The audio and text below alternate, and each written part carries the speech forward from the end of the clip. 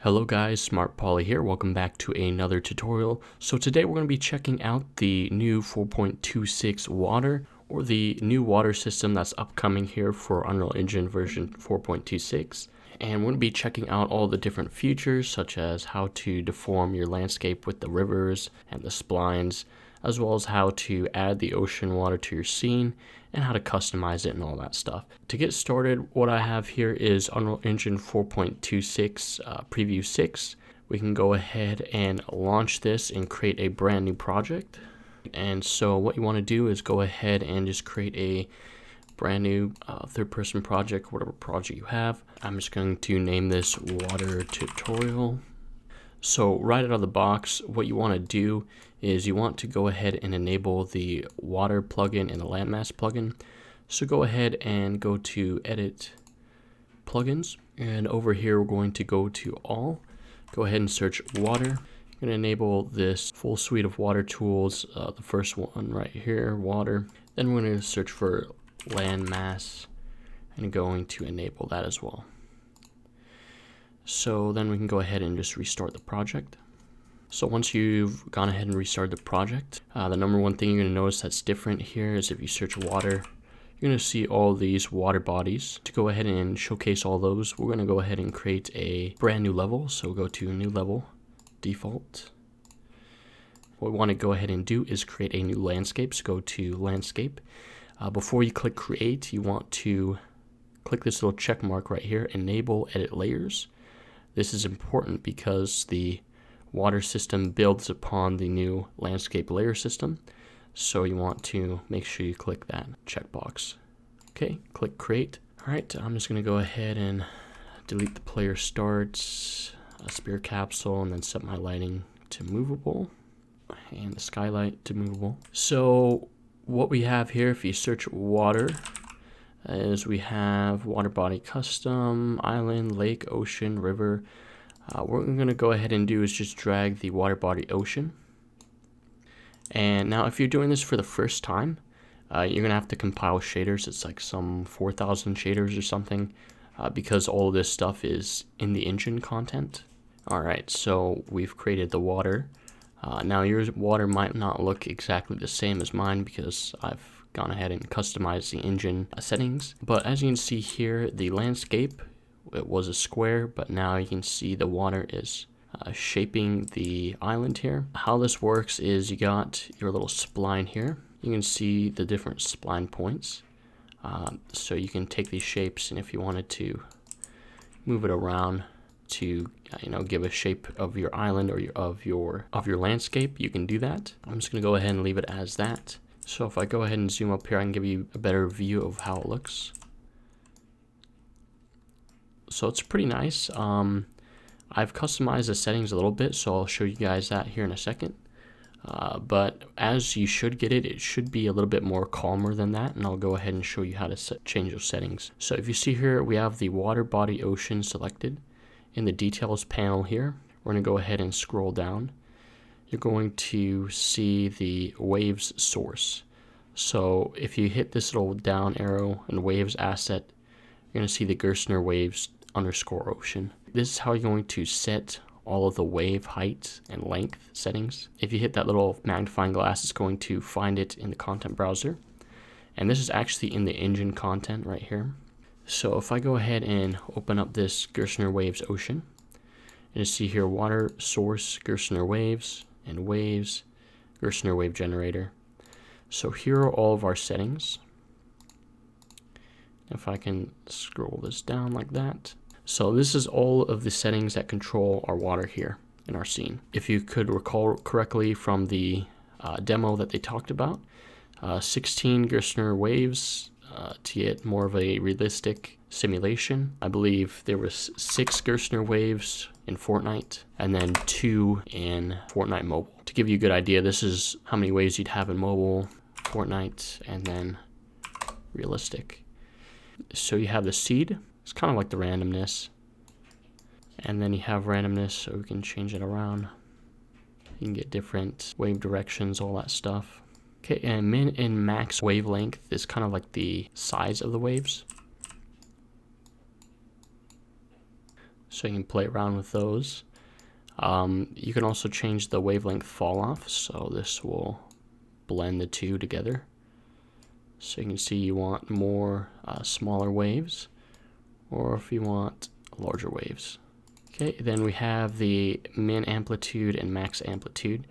So this is like those little peaks in the water, if you can see them. You can make them either more sharp or more smooth. So we go back here, min amplitude. See, it's a little bit more smooth. You can really change the amplitude fall off here. You're going to see the results quite fast. Okay, so the higher it is, the more smooth those peaks are. But the lower it is, you're going to get more sharper peaks. Okay, so I'll just leave this at 2. Then we have the wind angle.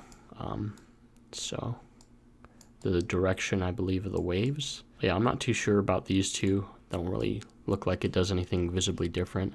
And then we have the steepness. So again, this kind of has to do with the peaks here. You don't really change this too much because you'll see here in a second. So if we change, yeah, small waves, you can see stuff starts to fall out. So you don't want to go more than 1 because you can see here there's a little bit of tearing in the waves. So yeah, so those are pretty much all the basic settings there for your water, or for your waves. So you can see you can pretty easily customize your waves here to your liking. Now, these aren't all the settings here for the water.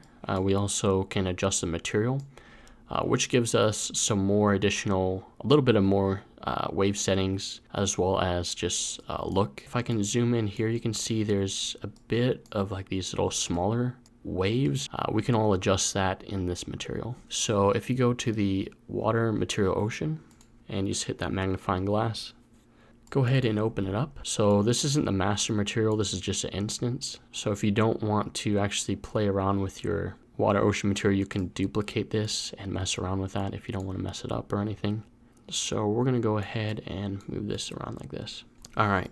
So I'm going to point out a couple of the important values here. So as you can see here, we have different groups. So we have the detail normal settings, all the parameters to deal with the fluid simulation. And then down here, we have the foam, global parameters, foam boosts, bubble detail. And then down at the bottom, we have the color of the ocean, as well as some of the roughness and specular. These ones down here and these ones at the top are the ones that you're going to mainly be focusing on, unless you're going to be doing fluid simulation. But right now I couldn't really figure out the fluid simulation, or at least last time I checked it, it was kind of broken. So let's go ahead and mess around with the distant water speed. So if you play around with the value here, you can see the speed of the distant water is really fast. That's because if we get closer here, you can see this is a close-up water and this is the distance water. So if we change that back to normal, it's going to match the same exact speed as the close-up. Then we have distant normal strength. This is the normals in the distance. So 0.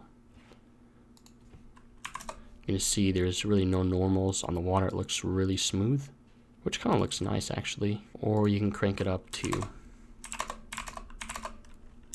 1. You can see there's lots of normals in the distance water, which doesn't really look the best. So definitely have it less than 1, because it's going to be aliasing like that. You can see those lines really clear out in the distance, and you don't really want that.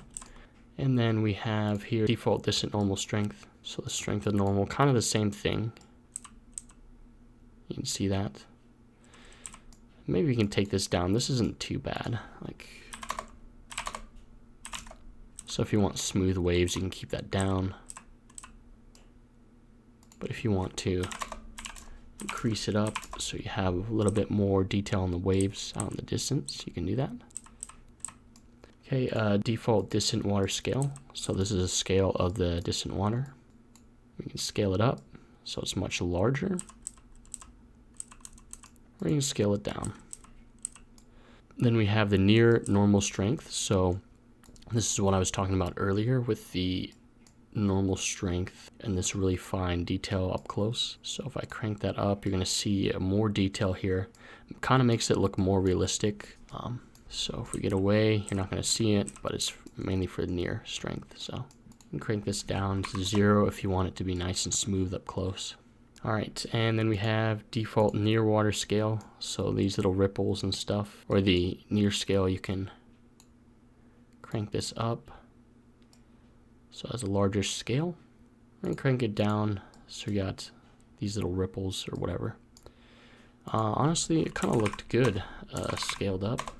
This isn't normal length, so this is going to control how far the distant waves are going to go. You want to keep this not too high because, again, of the aliasing. If you have waves too far out, it's going to look really pixelated. Let's see, distant, normal, offset. So kind of the same thing. And it actually doesn't look super bad this way. Looks more realistic, actually.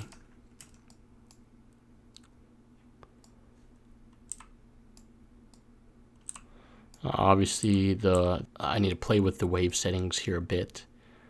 But it doesn't look too bad, honestly. This isn't normal. Go ahead and set that back if we wanted to. We'll play with that later. Okay, so fluid simulation again. I haven't tested it out yet.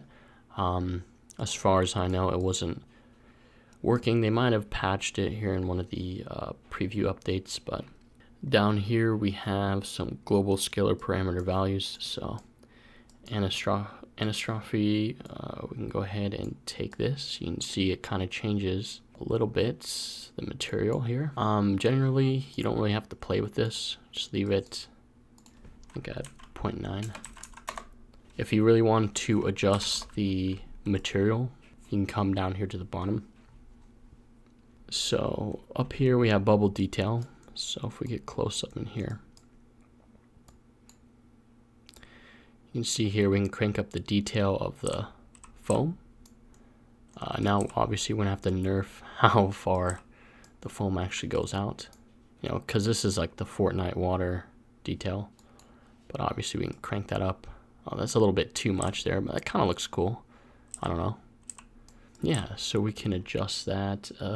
Just gonna go ahead and take that off for now. Okay, so here we have the watercolor pretty much.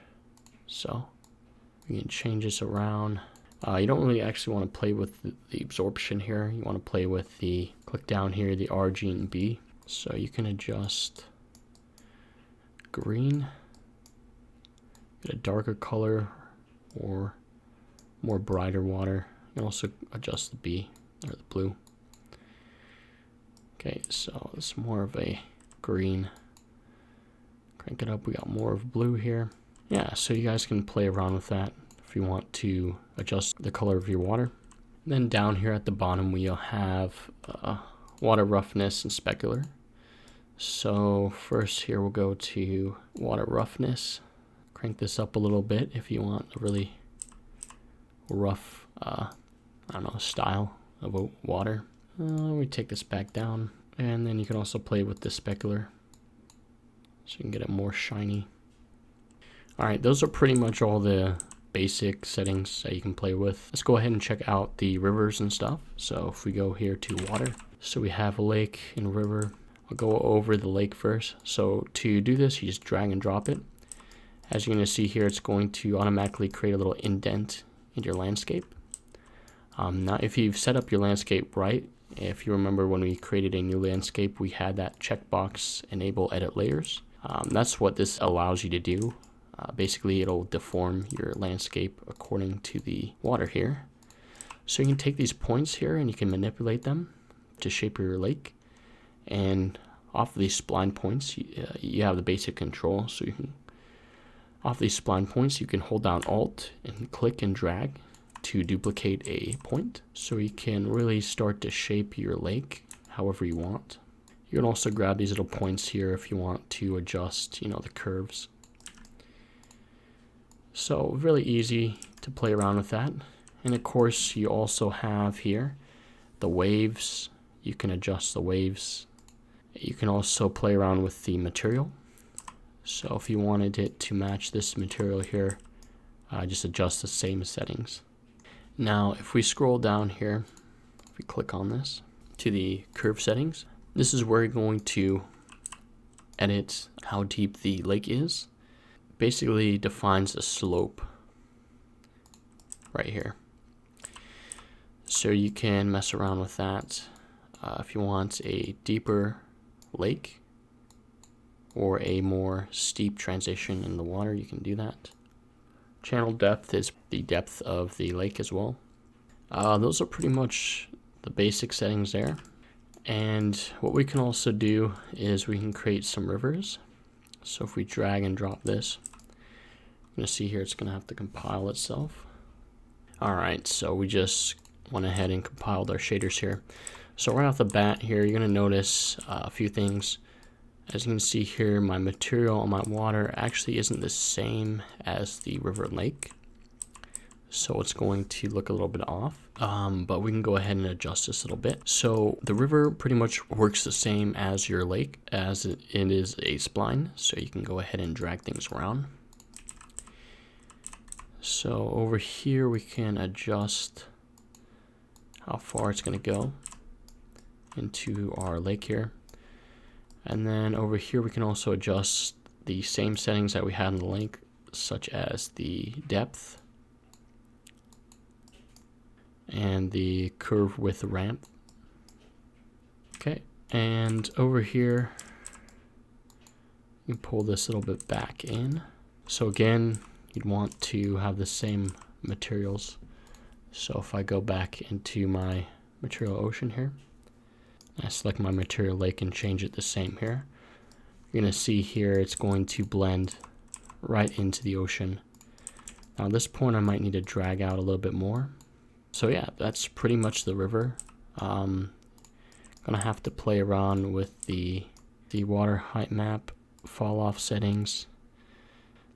So Z offset is going to change the ramps around the river. As you can see here, without it, you're going to have the water kind of on the landscape. You don't want that. So you can adjust that by increasing the Z offset. The fall off width, you can also increase that so it looks more smoother. So really easily, you can drag in rivers and pretty much make your scene this way. Makes for a really fast workflow. And if you wanted to add a curve or bend in the river, you can alt the drag and do all that stuff. Isn't looking too bad. This is the lake material actually, so it isn't the material that we messed around from the beginning. Yeah, so that's pretty much the basics of the new water system. Now there are some more stuff here that I haven't gone over, but still kind of learning a lot of the new things. But as I go, I'll make more tutorials and things like that. But yeah, that's pretty much the basics to the new water system. There's a lot of things you can change, a lot of different parameters you can play around with to get whatever desired look you want. And this is really only the surface. There's a whole ton more features. In fact, in here, if you go to the water content, you're going to see a lot of different folders in here. We have blueprints. There's actually a buoyancy example here. Yeah, so pretty much how buoyancy works is you have this buoyancy component. So you can add and search buoyancy. Once you've added that component here, you have your basic settings. So if we go to my viewport here, this is just a static mesh cube. So our static mesh is set to simulate. And then our buoyancy here has these pontoons, which are pretty much like points. So relative location, I can show you where that's at. If we add a cube here, we can paste the location. You can see that pretty much they've got these 4 points, or pontoons, I guess, around the mesh to pretty much create the buoyancy points. So they have some basic parameters here. But if we just go ahead and close this and hit simulate, you see the cube floats on the water. Now I've gone ahead and set this up over here with a ship, and I can show you all that's set up here. So if I go into my viewport, it's kind of like the same way they have the ocean project set up. So if you've watched my how to make a custom boat tutorial, it's the same process. So I have this static mesh here, and then I have this skeletal mesh, which is a sails for the cloth simulation, because if I simulate here, you can see that the cloth is actually simulating. But we have this buoyancy component that you can just search up and add right there. And that's what drives it and allows it to interact with the ocean.